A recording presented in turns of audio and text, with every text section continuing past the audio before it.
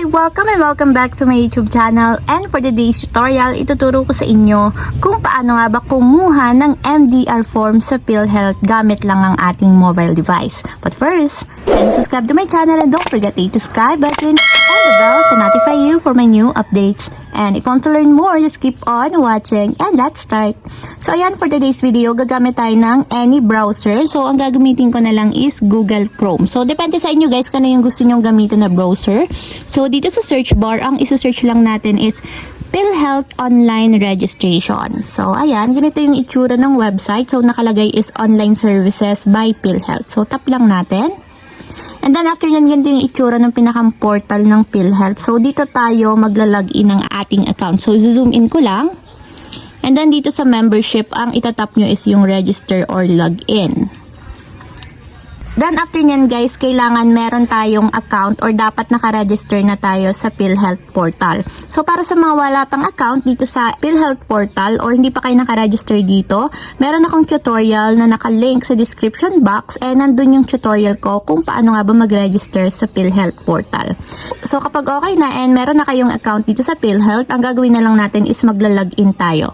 So dito, PhilHealth Identification Number. So ilalagay nyo lang dito yung number ng inyong PhilHealth kung kayo ay naka-register na. So ayan, after nyo may lagay yung PhilHealth number, so dito naman tayo sa password. So kailangan tandaan nyo yung inyong password para hindi tayo malito or magkamali kapag maglalagin na tayo dito sa PhilHealth. So ayan, after nyo may lagay yung inyong password, so dito naman tayo sa baba, itatype nyo lang yung CAPTCHA number. So 1314 So, ayan. Ganito lang yung ilalagay nyo. Gagayahin nyo lang yung code na nasa taas.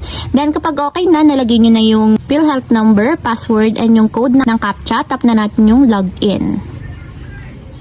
So, ayan. Automatic yan. Mabubuksan na natin yung account natin sa PhilHealth portal.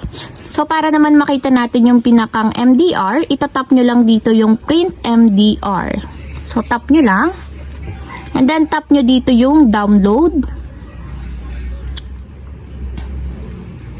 Automatic yan guys, once na meron kayong mga WPS Office or Microsoft Word Office sa inyong mobile device, mabuview nyo yung inyong MDR.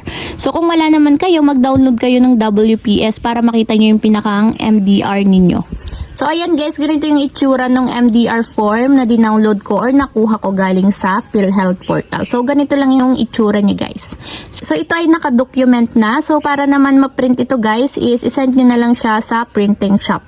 And automatic mapiprint yan and ganito yung actual na lalabas.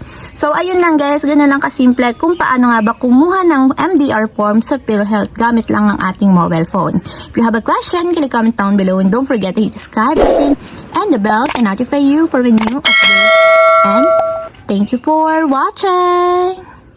Living life every day, late at night, not okay.